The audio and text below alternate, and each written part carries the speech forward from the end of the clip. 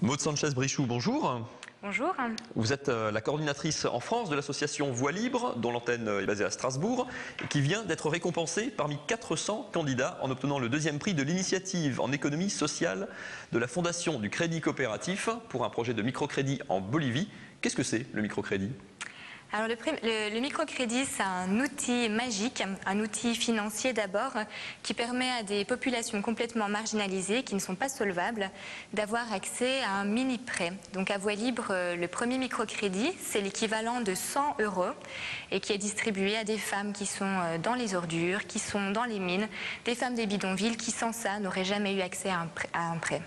Et qu'est-ce qu'on peut financer du coup en Bolivie avec des prêts d'un montant qui paraît faible chez nous, mais qui en fait permet de faire beaucoup de choses là-bas ? Oui, en effet, ça permet de faire énormément de choses. C'est le premier capital que les femmes ont dans leur vie et ça leur permet d'investir donc pour lancer des micro-activités. Donc ça va être des activités de vente, de préparation de plats préparés, des petites épiceries, de l'artisanat aussi. Et grâce au microcrédit, elles vont pouvoir acheter leurs matières premières, la laine, le coton, la farine, et donc lancer leur entreprise. Alors vous dites systématiquement elles ou les femmes, parce qu'en fait la quasi-totalité des bénéficiaires du microcrédit de Voix Libre sont en fait, vous ciblez les femmes en fait ? Oui, on cible les femmes. C'est vrai que 80% des bénéficiaires de microcrédit sont des femmes. On a commencé à Voix Libre avec des hommes, mais c'est vrai depuis les 17 ans d'expérience, on s'aperçoit que c'est les femmes qui ont la responsabilité des enfants et donc c'est vers elles qu'il faut aller pour que le projet soit durable. Et l'objectif principal de Voix Libre est l'éradication du travail des enfants.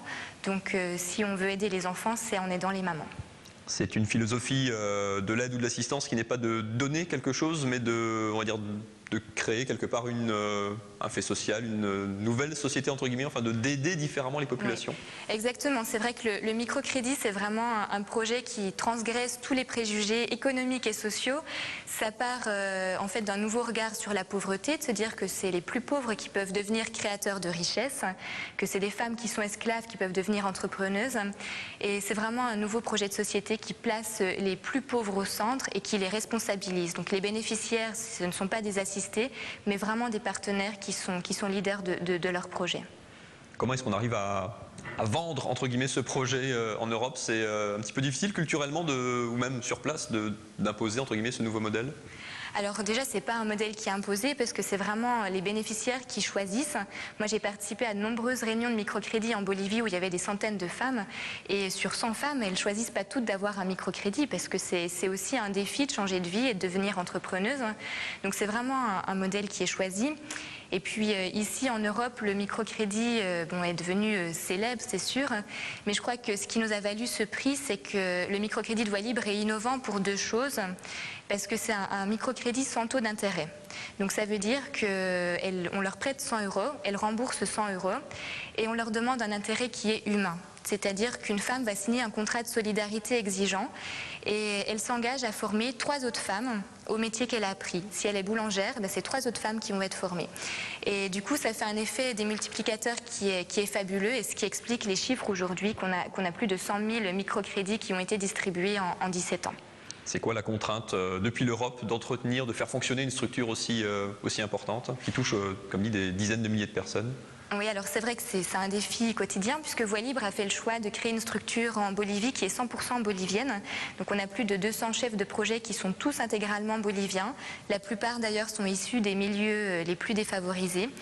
Donc c'est vraiment mettre en place en fait un système de communication qui est quotidien entre la Bolivie et l'Europe avec un maximum de transparence et puis aussi des séjours réguliers en Bolivie pour pouvoir suivre les projets.